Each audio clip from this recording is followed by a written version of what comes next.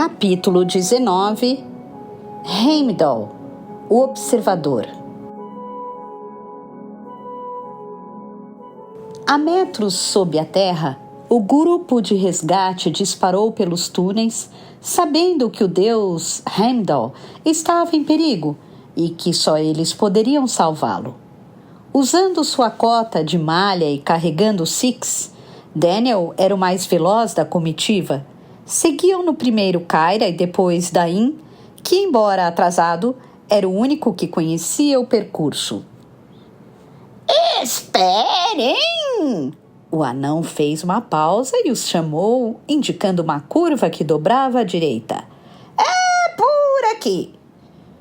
Mostrou uma passagem que continuava por 100 metros, terminando em uma rachadura comprida, através da qual se projetava uma luz.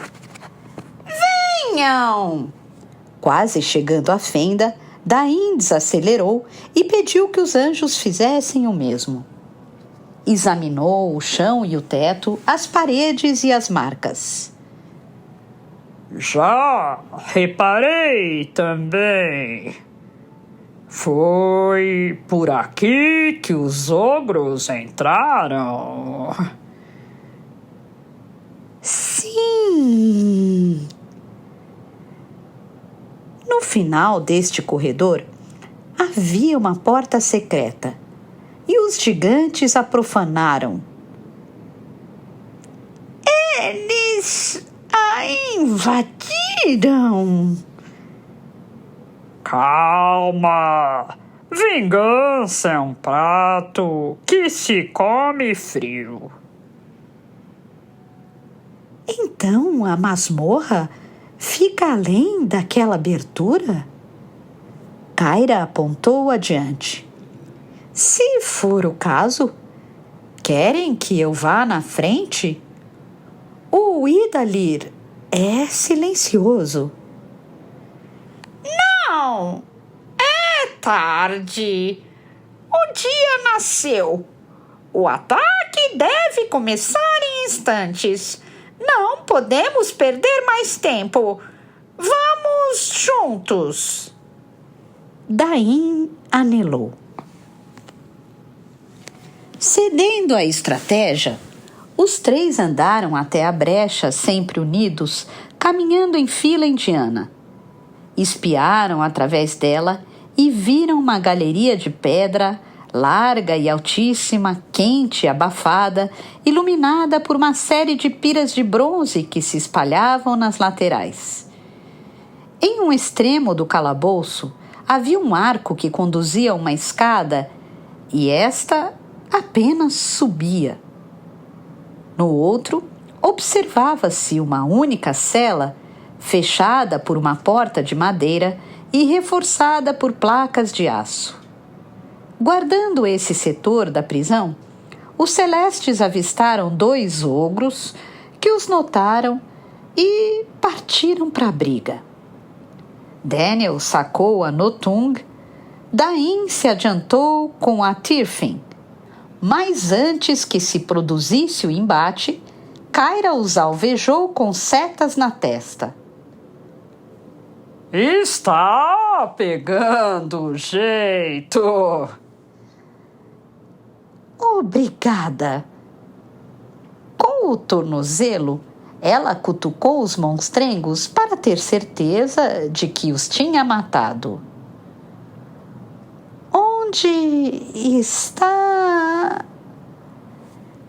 É aquela cela! Dain respondeu antes que a centelha concluísse a pergunta. Fique de guarda, já que tem boa pontaria. Kyra acatou as instruções e permaneceu onde estava, vigiando o buraco que se conectava aos túneis, enquanto Daniel e o rei dos anões corriam até a alcova. Sem pensar 2 vezes, o Divergar mandou que o exilado se afastasse e desferiu um poderoso golpe contra a porta trancada, usando a Tirfin como um martelo. Mas o que ele não sabia era que as celas estavam protegidas por mágica, desde a época dos Aesíris. Um tipo de muro invisível acabou por repelir a pancada, como ímãs de polos opostos, jogando-o para trás com energia assombrosa. O anão sacudiu a cabeça desapontado, mas recuperou-se ao escutar o alerta de Kyra, que, parada mais próxima à escada, lhes avisou energicamente: "Está vindo alguém!" Com um retesar da corda, ela conjurou outra flecha. O brilho refletiu na armadura escarlate. Ouço passos descendo. Acabe com eles, faísca! A cada desafio, Daniel confiava um pouco mais na arconte. Ganhe tempo! Ei, rapaz! Me ajude aqui! Daí cutucou o capitão.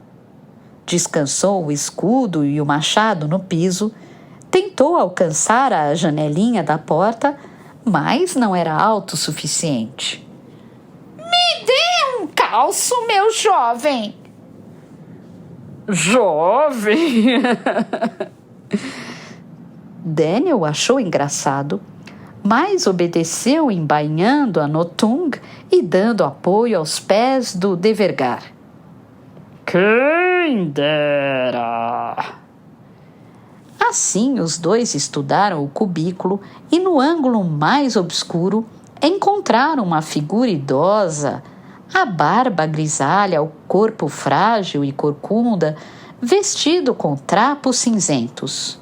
O velho deu-se conta da visita e, surpreso, ergueu o pescoço enrugado.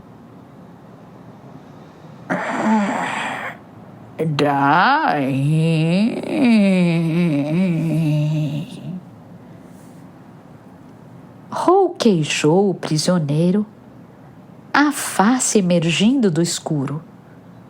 Sua voz era cava, mais imponente. Tinha os globos oculares completamente brancos, dando uma falsa impressão de cegueira. Na verdade, Heimdall entregara suas íris e pupilas a Odin como pagamento pelo dom que recebera, o de observar todo o universo. É você? Sou! Como abro esta porta? O cajado. O que disse? O meu cajado. Insistiu o observador, como era também conhecido. Preciso do meu cajado mágico para anular o campo de força. E onde ele está? Receio que... Heimdall olhou para além deles, para o corredor, através da janela. Bem atrás de vocês. Pegadas. 1, 2, 3, 4, 5, 6, 7. Uma presença os envolveu. Um sopro escaldante que poderia assar um ser humano em segundos.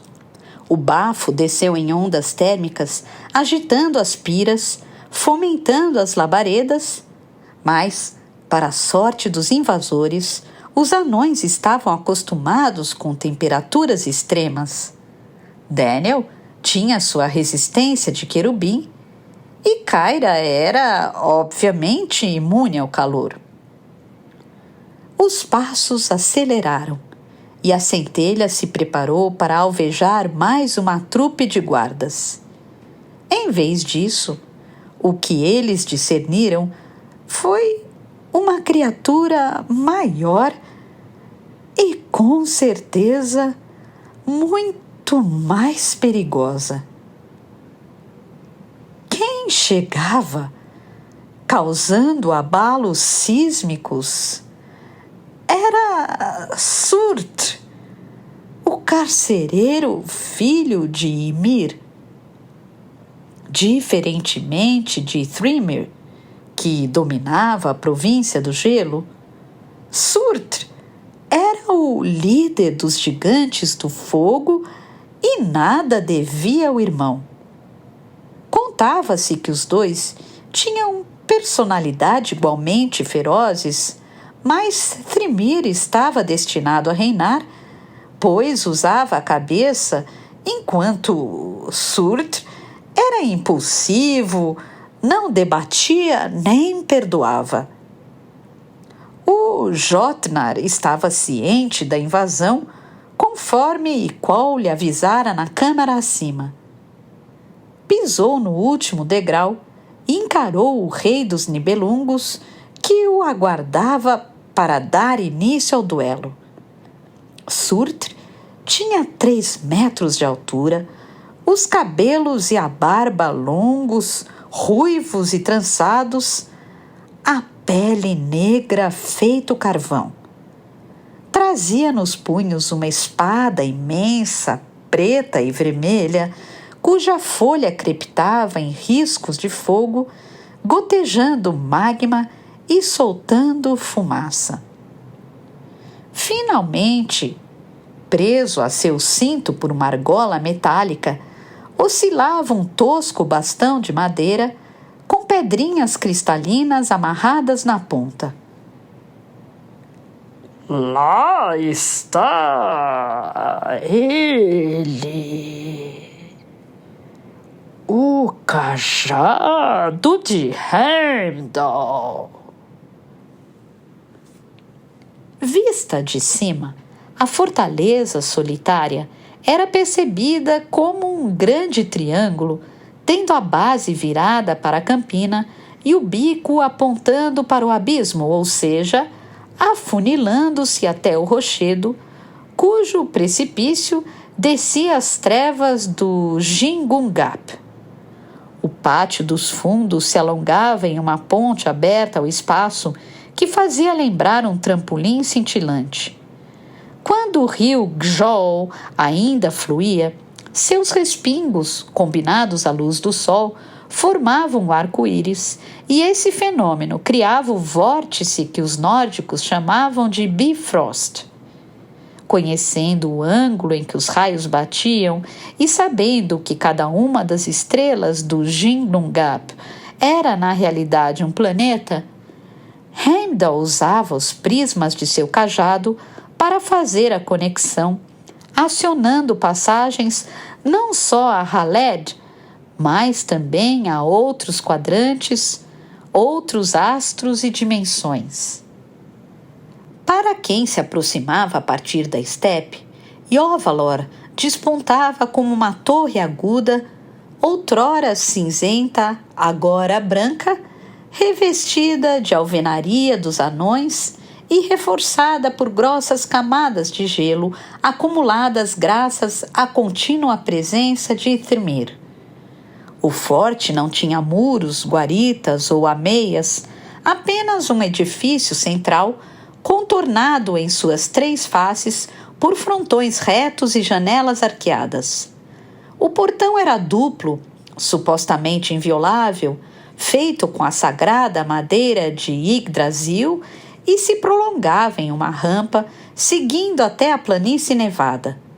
O exército dos Nibelungos se encontrava a 500 metros de distância, com os infantes rufando os tambores, como se desafiassem os residentes ao confronto.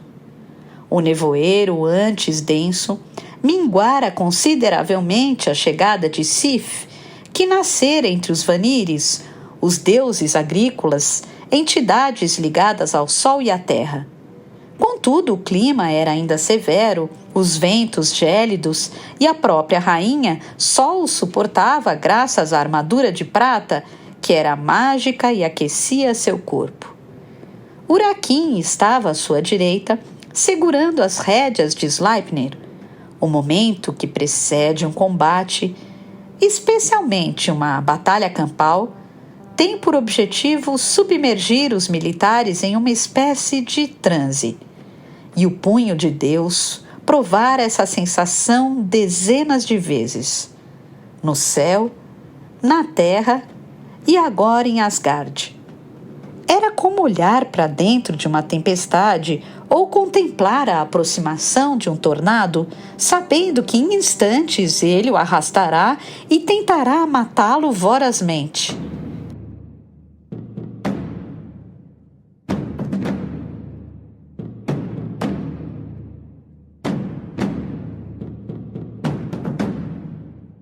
Durante esses breves segundos, o que se observa é uma indescritível cumplicidade entre os soldados, e quando a peleja estoura, é como se todo o resto saísse de foco, como se os únicos sons audíveis fossem o tilintar das espadas, os ossos quebrando, os gritos e as explosões.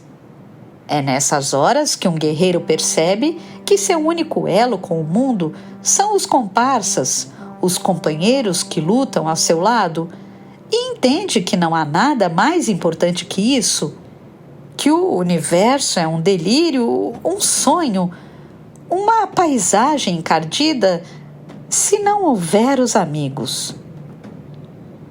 Urakin se virou para Sif, montada na égua Irsa. Como Daniel lhe dissera, fazia uns 2 dias, Asgard era o paraíso dos combatentes.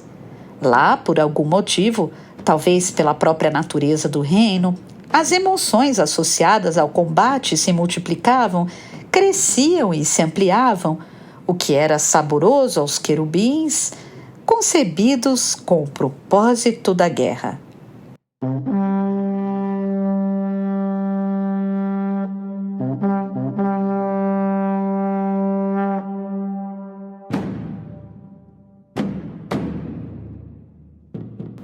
Deixe Thrymr comigo, pediu-lhe a Rainha Branca.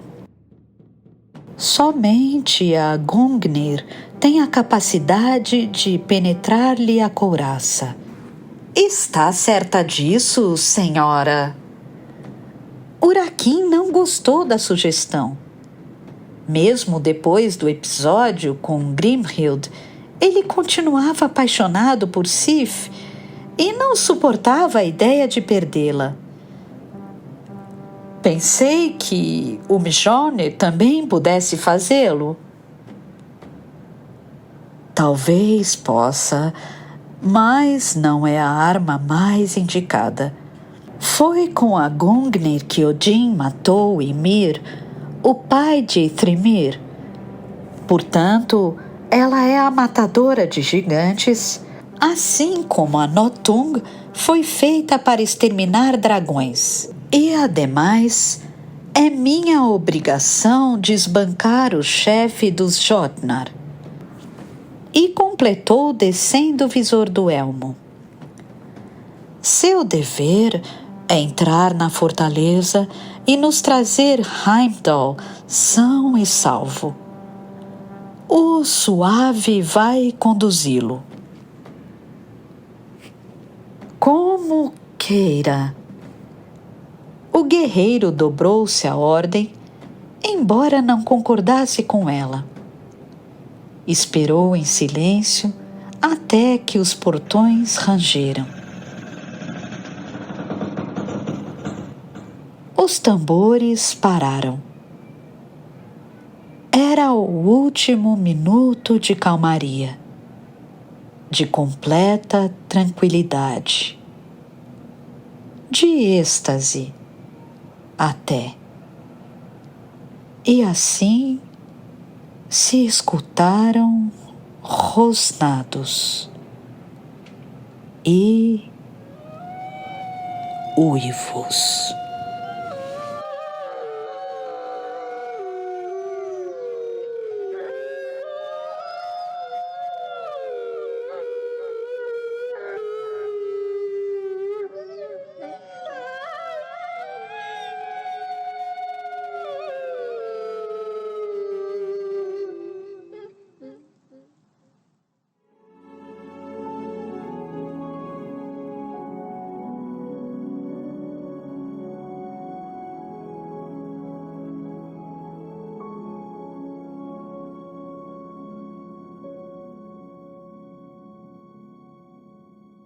Capítulo 20 – Fogo e Gelo.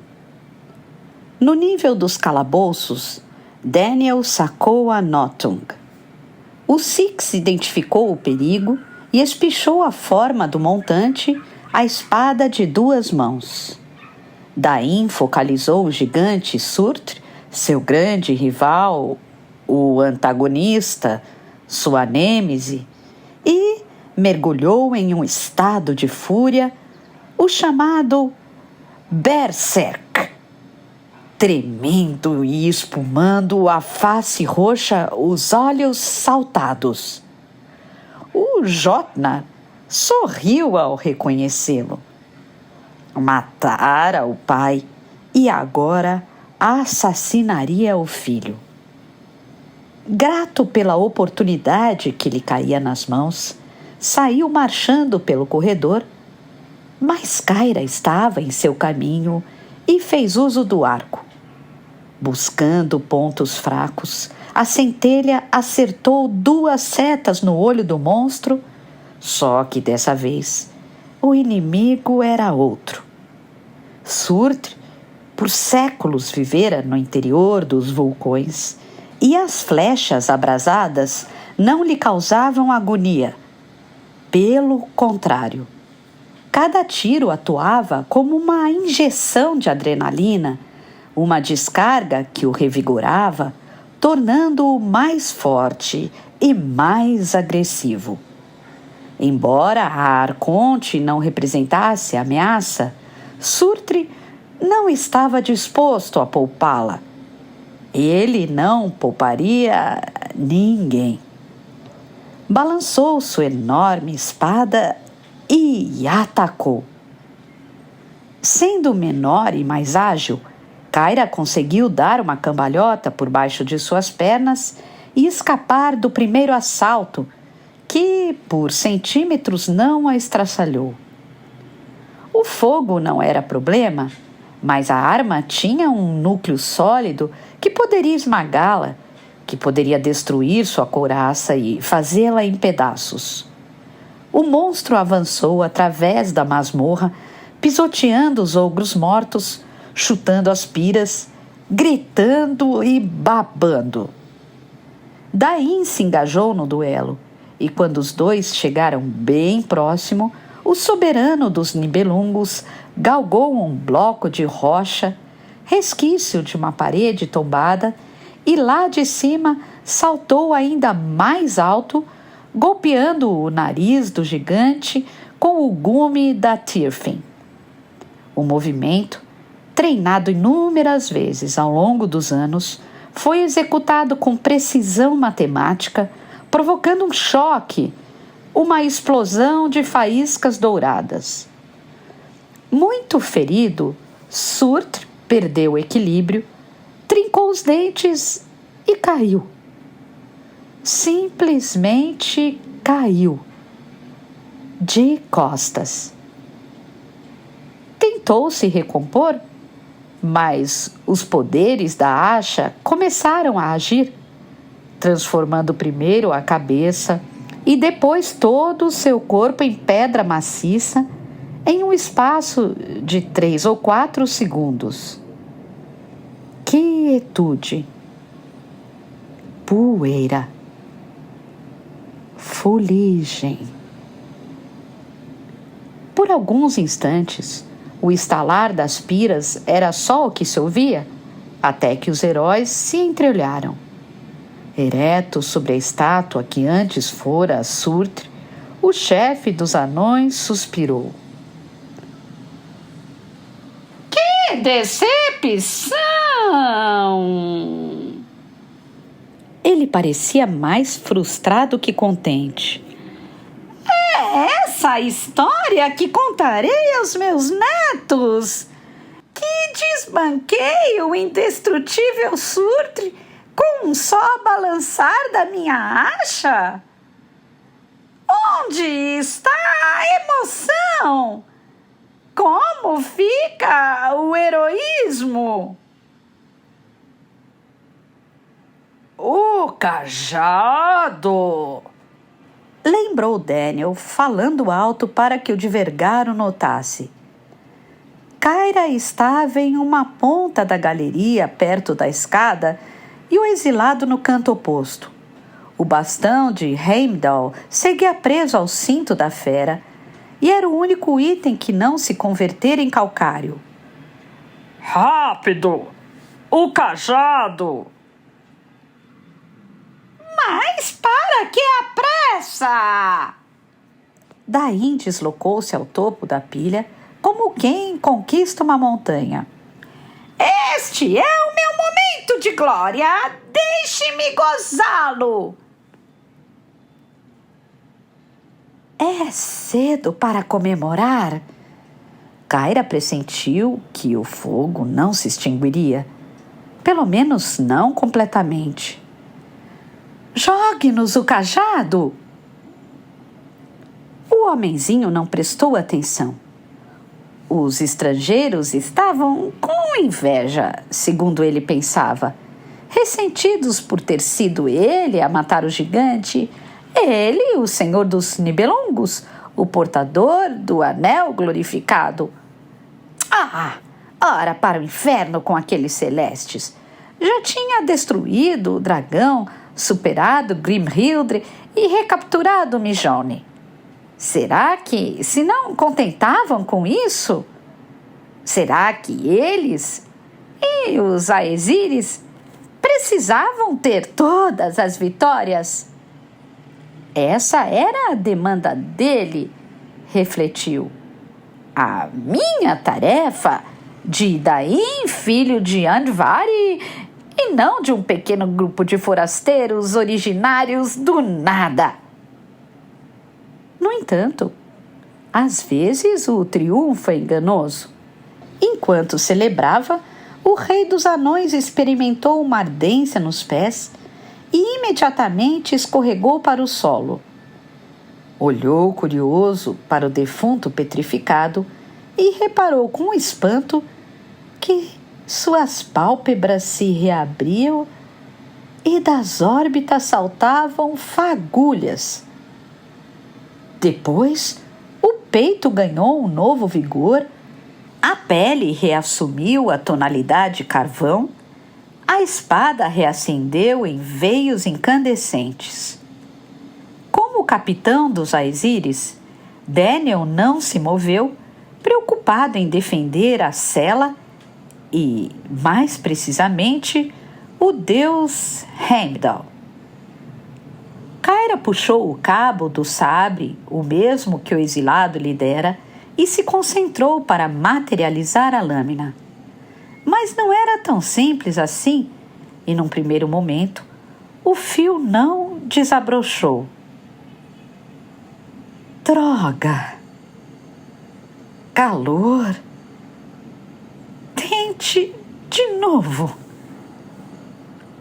O intervalo deu tempo a Surtr, que ressuscitou plenamente. Levantou-se com um sorriso nos lábios, fitou-os.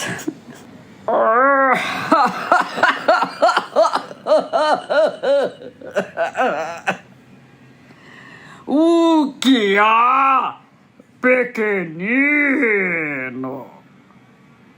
O carcereiro voltou-se a Dain. Sua fúria esvaiu-se? Perguntou, soltando enxofre pelas narinas. Sabe agora como executei o seu pai? E você sofre da mesma fraqueza. Confiaram demais na Tiffin. Eu cuspo nela, defeco nela e a desprezo. Nasci do magma, portanto não sou composto apenas de fogo, mas também de rocha, o que me faz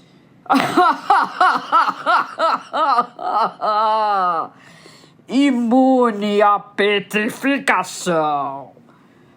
Sua dinastia é muito fraca. Está destinada a sucumbir. O sangue de Blaine já afinou.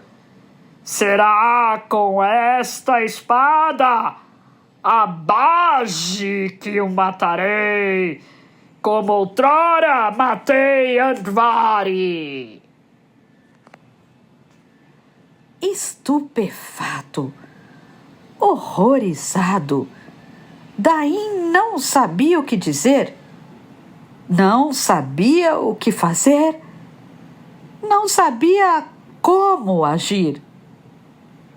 Surtr se aproveitou da apatia para agredi-lo primeiro, sacolejando a própria arma encantada.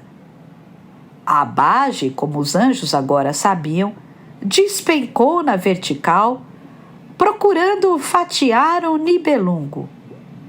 Em vez de se esquivar, porém, o rei tentou se proteger com o escudo, erguendo a mão esquerda, mas esqueceu que somente a Tiffin era mágica.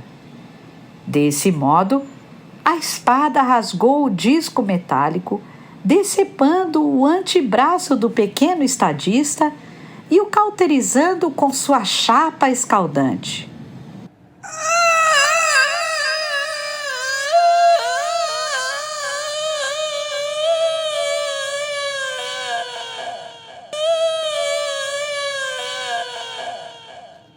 Um grito reverberou pelos túneis, e no futuro haveria quem dissesse que seus lamentos chegaram aos palácios de Niovalir, às suas ruas, cidades e torres subterrâneas. Seja como for, o Devergar estava arrasado, sem condições físicas, mentais ou emocionais de continuar batalhando. Cambaleou e caiu, o rosto pálido, o cotovelo púrpura, o coração latejante. Surtr pisou-lhe com a sola sobre o peito, prendendo-o e armando um segundo golpe. O golpe final. Cara a cara com a morte, o monarca tateou o assoalho, esforçando-se para localizar a mão amputada. Não a encontrou. Perdera-se. E com ela, o anel dos Nibelungos. Nas geladas planícies de Ioá, os anões comprimiram a parede de escudo.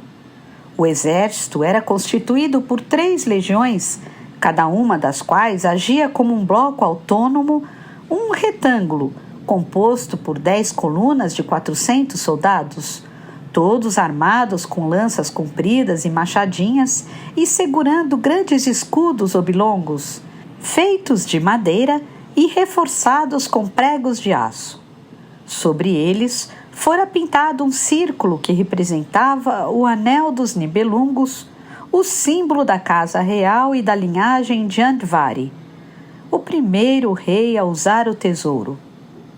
Cada legião era chefiada por um comandante e separada da próxima por um corredor, geralmente usado para a evacuação dos feridos. Esse espaço era tido como ponto fraco da muralha vivente, Então precisava ser defendido por um herói, um lutador particularmente sagaz. O corredor entre a primeira e a segunda legiões estava bloqueado pelo príncipe Fjalar e o vão entre a segunda e a terceira ocupado pelo general Brock, que prometera resguardá-lo até a morte. Os flancos eram, portanto, o setor mais vulnerável por onde os oponentes poderiam entrar e tentar, quem sabe, desfazer a formação. Mas para esses adversários, os anões reservaram uma surpresa. Quando traçara a estratégia, ainda nos salões de Neo-Vallir, Dain calculara que suas forças, combinadas com o esforço de Sif, seriam suficientes para retomar Yovlor. De qualquer maneira, mesmo se quisesse, ele não poderia deslocar mais ninguém, já que os Trolls ameaçavam seu povo, atacavam e pilhavam seu reino. Suas informações davam conta, então, de que a fortaleza solitária era guarnecida por uma companhia de 100 ogros, além de 8 alcateias de Hamleipa, perfazendo cerca de 3.000 lobisomens. Os números, sendo assim, eram, ou pareciam ser, favoráveis aos agressores. Mas durante uma batalha tudo pode mudar e nenhuma vitória é garantida. A arma preferida dos lupinos era o grito, como eles a chamavam. Sendo descendentes do lobo Fenris, seus uivos gelavam a espinha, provocando tremedeira e às vezes paralisia. Quando as seções de madeira se escancararam, foi esse o exato uivo que os anões escutaram, acompanhado de rosnados, latidos e, por fim, do progresso das feras que saíam pela porta como ratos de esgoto. Sob o céu nublado, os Devergar, mesmo em vantagem numérica, teriam recuado não fosse a presença de seus campeões, da prateada rainha Sif e de Urakin e do Mijonir, que naquele momento brilhou como uma tocha azulada. Os lobisomens correram em 4 patas e pularam sobre as legiões que estavam preparadas para recebê-los. Unindo os escudos para formar uma barreira na fronte e um teto inclinado sobre as 2 primeiras linhas, os nibelungos subiram suas lanças como um leque de pontas mortais. À exceção de uns 4 ou 5 Hamleipa que conseguiram saltar ou driblar as estacas, os demais terminaram empalados, atravessados pelas hastes agudas, sem conseguir penetrar ou desfazer aquela composição tão cerrada. O general Brock estava a 2 passos na dianteira. Com o bico de seu tridente, acertou ao queixo de um monstro canino para em seguida rasgar a barriga de outro. O príncipe Fjalar empregou seu gládio, cortou a perna do lobo mais próximo e penetrou o coração de um segundo. Vá! Sif falou para Urakin, apontando o baluarte. Encontre seus amigos e proteja o deus Heimdall. Traga-o são e salvo.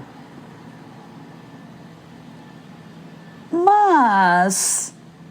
O guerreiro visualizou o portão obstruído pelos lobos que dele brotavam. Eu nunca conseguiria. São tantos. Eu já disse. Confie no poder de Sleipnir. Ela insistiu enquanto usava a Gungnir para perfurar uma besta. Corra! O querubim aceitou a tarefa, soltou as rédeas e o corcel disparou. Sleipnir era um cavalo heróico, o cavalo de Odin, e participara de brigas incalculáveis, sabendo se comportar em batalha. Seus cascos não só tinham propriedades mágicas, como eram também aguerridos, tendo exterminado toda sorte de feras, até dragões. O animal galopou rumo à fortaleza, ignorando os Ramleipa, atropelando-os com suas patas encantadas, esmagando um após o outro, como se espizinhasse tomates. Se Daniel presenciasse a cena, ele a teria comparado ao avanço de um tanque de guerra, uma máquina de ataque perfeitamente blindada, capaz de triturar a infantaria e aplainar o terreno. Sleipnir chegou à base da rampa, produzindo uma senda de cadáveres lupinos. Urakin segurou o Mjolnir na posição de estandarte, o queixo empinado, elevando o mortal dos anões que o enxergaram cruzar o portão, desaparecendo através da soleira. Os dois, soldados e Equídeo, percorreram mais alguns metros e, enfim, ganharam o saguão principal. Mas logo na entrada, apesar da jornada epopeica, o anjo e sua montaria foram covardemente surpreendidos e não tiveram como reagir. O corcel, tão sábio e belicoso, sofreu uma pancada na jugular que quase lhe arrancou a cabeça. Urakin escutou o pescoço do garanhão se quebrando e ambos tombaram no pavimento com o suave gravemente ferido, os pelos cinzentos empapados de sangue.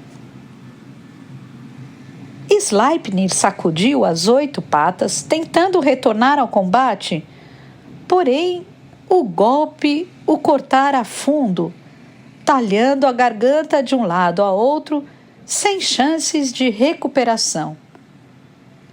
Urakin escapara a princípio e ergueu a vista para localizar seu algoz.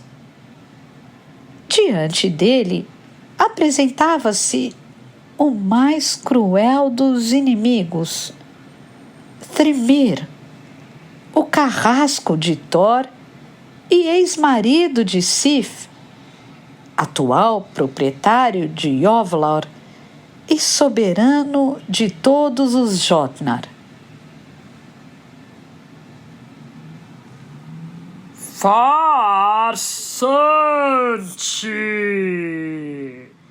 Quem pensa que é para empunhar este martelo? Não penso. Eu sou. Meu nome é Urakin, o Punho de Deus. Ele se apresentou à medida que se levantava. Estou aqui para libertar a Ponte Bifrost. Quanta ingenuidade! Mesmo que seja honrado bastante para transportar o Mjolnir, é preciso muito tempo e experiência para descobrir todos os seus poderes, os poderes necessários para me vencer. Que seja. Tudo o que o alado queria era lutar. Vejamos como se sai contra o martelo dos deuses. Sim, é isso que veremos. Ele concordou e arrancou para a frente, atacando com a fúria do inverno. O machado zumbiu, descreveu um semicírculo e enfim encontrou o guerreiro celeste. Urakin investiu na mesma hora, mas estava distante de Thrymr, que por sua vez conseguiu alcançá-lo, sendo seus braços maiores, mais fortes e mais alongados. O impacto foi descomunal. Estilhaçou-lhe o colete de aço, partiu-lhe o externo e o jogou para o canto mais afastado do aposento, obrigando-o a largar o martelo. O anjo caiu numa poça hemorrágica, os olhos escuros, a mente tonta, as pernas dormentes. Com a ponta dos dedos, pressionou a barriga a fim de conter o sangramento que em breve o faria apagar. Uraquim fez um esforço para chegar ao Mjolnir, mas a arma estava longe e não respondeu ao chamado. Rolou à esquerda e se escorou em algo felpudo. Era o dorso de Sleipnir. Frio. O corcel estava morto. E logo ele também estaria.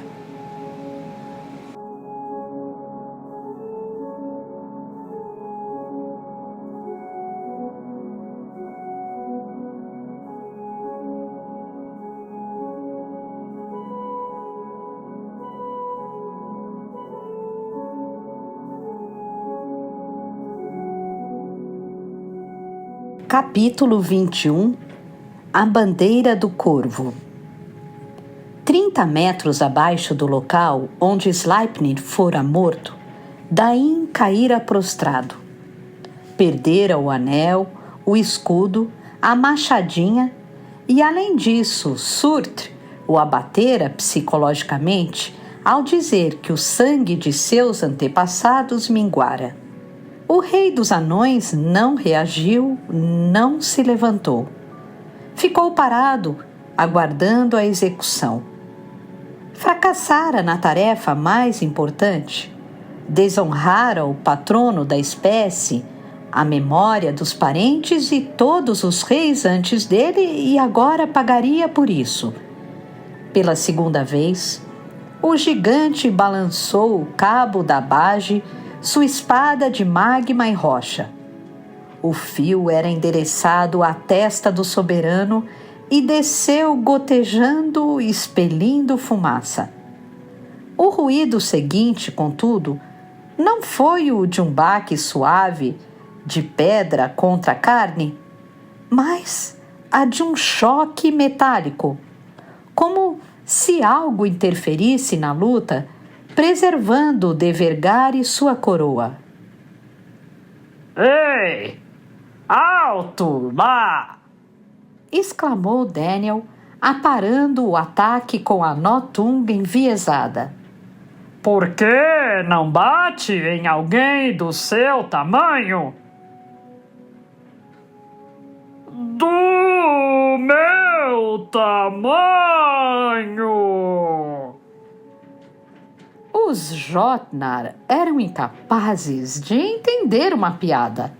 Surtr tentou empurrá-lo, mas ainda que fosse maior e mais forte, a espada de Siegfried era legendária, um artefato divino, e permitiria ao anjo suster as pancadas, embora não garantisse que ele escaparia de todas elas. Seu verme! Tire a Gram do meu caminho! Oh, então, o quê? Oh, então vou fritá-lo! Enraivecido, Surtr se desviou de Dain, enfim se concentrando no capitão dos Aesires. Quer lutar comigo, estrangeiro? Muito bem! Como a disputa era inevitável, o monstro resolveu aceitá-la. Nesse caso, lutarei com você! Nas planícies geladas, Sif e os anões continuavam a enfrentar os Rampleipa. Os Devergar tinham se programado para dar cabo de 1000 lobisomens na primeira investida, simplesmente erguendo suas lanças, restando apenas 2000 para os turnos seguintes. Em um segundo momento, a mesmíssima estratégia exterminou outros 500 lupinos, mas o problema de usar armas de haste em uma parede de escudos é que elas não resistem por muito tempo. O leque de espetos perde a eficácia à medida que os inimigos são empalados, formando uma barricada de corpos que dificulta o progresso das tropas. É nesse ponto que, geralmente, a muralha ambulante se desfaz, os infantes sacam suas achas e partem para o combate cerrado. Considerando que o exército dos Nibelungos se conservara quase intacto, que as baixas eram ínfimas, não seria uma tarefa tão árdua acabar com os indivíduos restantes. Seriam agora cerca de 1.500 lobisomens contra pouco menos de 12.000 Devergar. Sabendo disso, o príncipe Fëgelar ordenou que os regimentos se espalhassem, destacando 4 soldados para cercar cada um dos Heimleipa. O plano teria funcionado a contento, não fosse o contingente inimigo muito maior do que eles esperavam. Passados os minutos iniciais, os portões da fortaleza seguiam regurgitando as feras como se seu número não tivesse mais fim. Imerso na luta contra 3 lupinos, o general Brocre se perguntava de onde eles vinham, posto que o edifício, embora muito grande, não suportaria alcateias tão copiosas. Por todo o decurso do prélio, a rainha Sif aguardava a chegada de Thrimir para que pudesse afrontá-lo, vingando assim seu marido. Sendo a única amazona em campo, ela se concentrara nos ogros, que eram de certa forma gigantes, e até então já decapitara perto de 15 com a Gungnir. Mas o chefe dos Jotnar não aparecera, e talvez nem pretendesse sair para o confronto aberto, o que significava que Urakin estava em perigo, bem como Dain, os estrangeiros e, evidentemente, o deus Heimdall. Vou entrar, ela avisou a Fëgelar. Sobre a neve acumulavam-se animais degolados, anões feridos e muito sangue.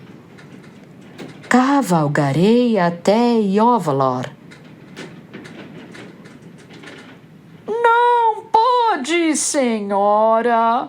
Não deve, sugeriu o jovem príncipe, no intuito de protegê-la. Fëgelar era o mais glorioso entre os anões, bem diferente do pai e do avô. O percurso é tortuoso e com certeza o filho de Ymir espera lá dentro. Não vá.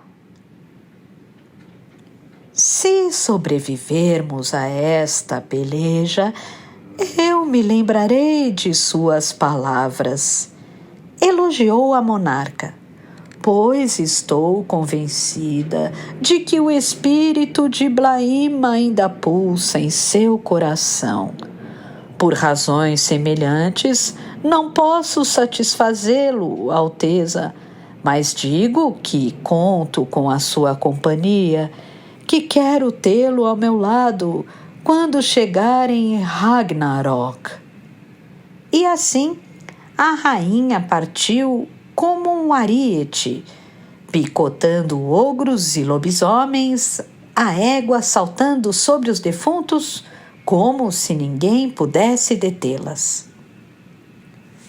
No aposento principal de Ióvalor, Urakin jazia estirado, as vísceras expostas, à mercê dos caprichos de Thrymr. Com a vista embaçada, ele olhou ao redor. O salão era triangular e cotava com 4 passagens. Uma delas era a porta de entrada por onde ele tinha chegado. No canto oposto, isto é, no bico do triângulo, ficava uma porta fechada que conduzia ao pátio externo e à ponte Bifrost. Nas laterais, umbrais arqueados terminavam em escada, uma que subia para as câmaras superiores à esquerda e outra que descia para os calabouços à direita.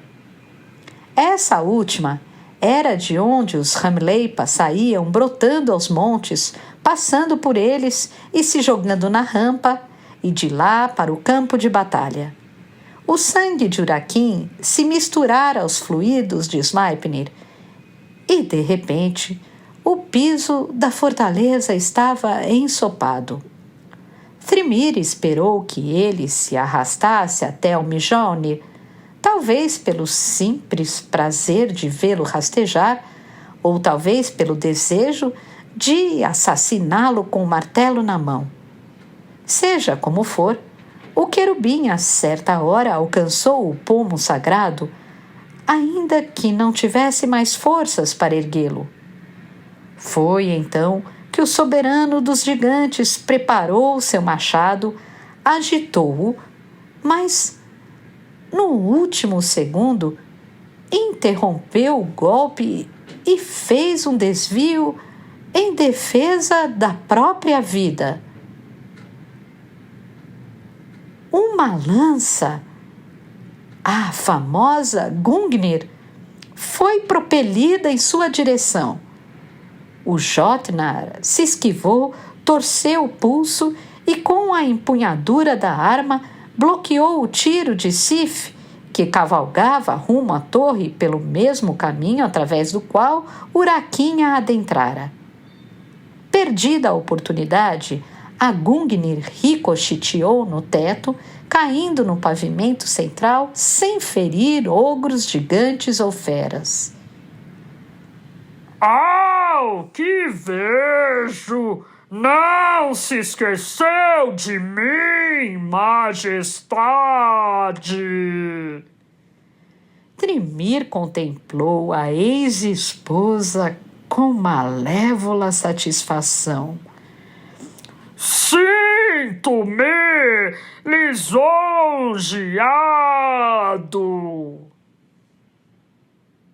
Desarmada, Sif presenciou o momento em que o monstro, com as mãos nuas, segurou as pernas dianteiras de Yrsa, sua égua, para então jogá-la contra a parede, empregando excepcional truculência. A rainha deslizou da sela e caiu de bruços perto de Urakin, enquanto o animal era feito em pedaços, manchando para sempre e em colorações escarlates um dos mais belos sagões da fortificação mitológica. Nas masmorras, Daniel se engajara no combate contra Strur. Súbito, ele se deu conta da enrascada em que se metera. O gigante lutava em seu território, em sua casa, era grande e poderoso, e Anotun não tinha o poder de matá-lo. O que aconteceria nos próximos minutos? Ele tinha certeza. Seria uma troca de golpes, uma sequência de esquivas e bloqueios, e quando o exilado se cansasse, o monstro o acertaria de jeito. Nessas condições, ele realmente não tinha esperanças. Todavia, diferentemente de Dain, o capitão dos Aesiris não era afetado por constrangimentos ou bravatas. Sua experiência como anjo da morte o ensinara a ignorar todo tipo de coação e que a intimidação era a arma dos fracos. Os fortes não ameaçam, eles agem, pois são seguros e não precisam de artifícios externos. Strur atacou 2 vezes. Daniel a parou e depois se esquivou, recuando até o fim do corredor. No outro extremo, Kyra tentou novamente conjurar a lâmina da espada angélica, a sua espada, mas por algum motivo o fio não germinava. O Idalir era ineficaz contra o adversário vulcânico, o que a deixava sem opções, tanto de ataque quanto de defesa. Mas observando o inimigo de costas, enquanto ele e Daniel se batiam, a Arconte reparou que o cajado de Heimdall, o mesmo que o deus tanto queria e com o qual prometera anular o campo de força, continuava preso a seu cinto, os cristais balançando na ponta. Então, ela teve uma ideia e gritou alto para ser escutada. Daniel! Prepare-se! Guardou o sabre, puxou uma seta do arco e, ao enxergá-la mesmo de longe, o querubim deduziu que ela pretendia. Os 2 relutavam em admitir, mas estavam conectados por laços fortes de coleguismo, amizade e amor. O Celeste, portanto, em vez de retroceder, deu uma guinada adiante, movendo-se para dentro do alcance da bage. O Jotnar mordeu a isca, inclinou a espada, porém Daniel foi mais célere e rolou por baixo de suas pernas. Nesse exato segundo, a flecha disparada por Kyra rasgou a argola que atava o bastão ao cinto de Surtr e o objeto caiu. Peguei! O anjo o segurou no ar e seguiu em cambalhotas até os pés da amiga. Só temos uma chance. Ele disse, já ereto e ostentando o bordão. Quer fazer isso? Não. A ruiva visualizou o gigante, que agora se virava de frente para ela. Sua pontaria é boa também. Confio em você. Boa sorte. O exilado calculou a distância de um ponto a outro da galeria, memorizando o espaço com exatidão. Tomou o impulso e arrojou o cajado como se fosse um dardo olímpico, tendo como alvo a cela de Heimdall.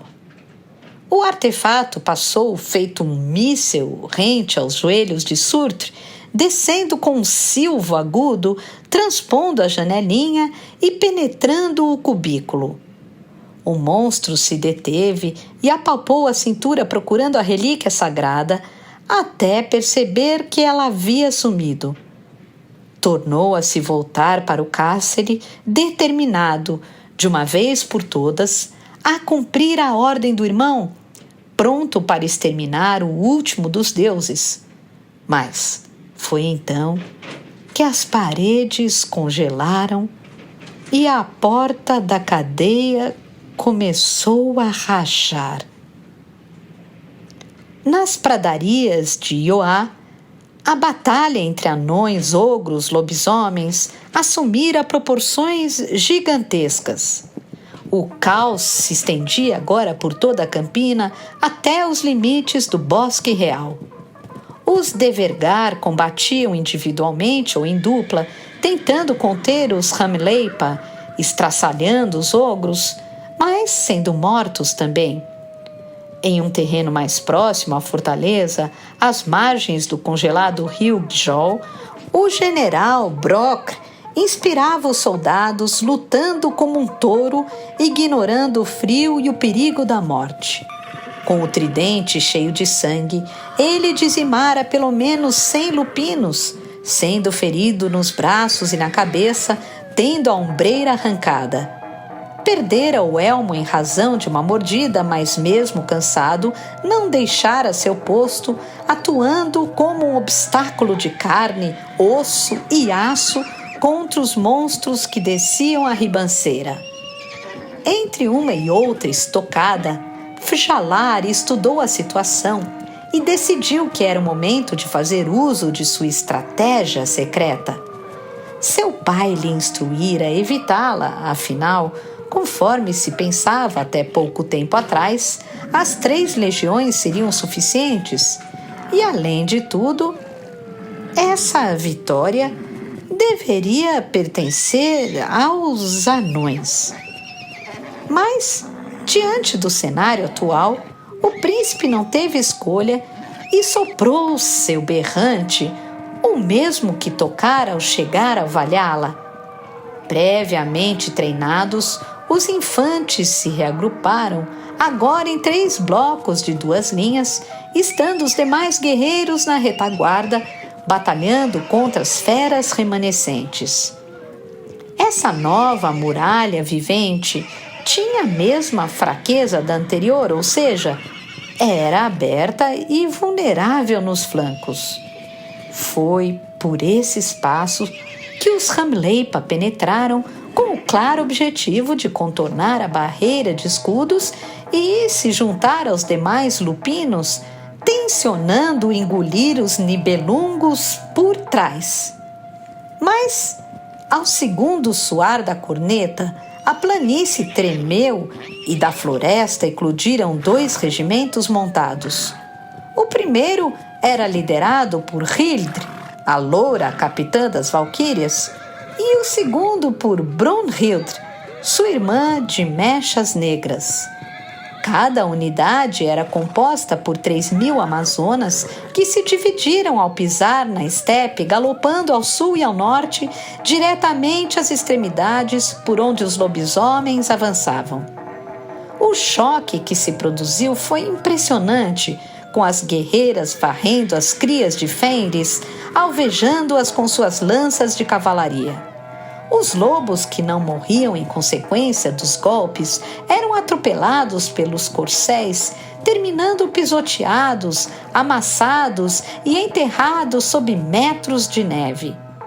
Em uma das pontas, Hildr trazia uma bandeira com o estandarte do corvo, o símbolo de Odin, o brasão de Asgard, o mesmo pendão que outrora estivera hasteado no topo da fortaleza solitária, o baluarte que ela, os anjos, os anões esperavam hoje retomar.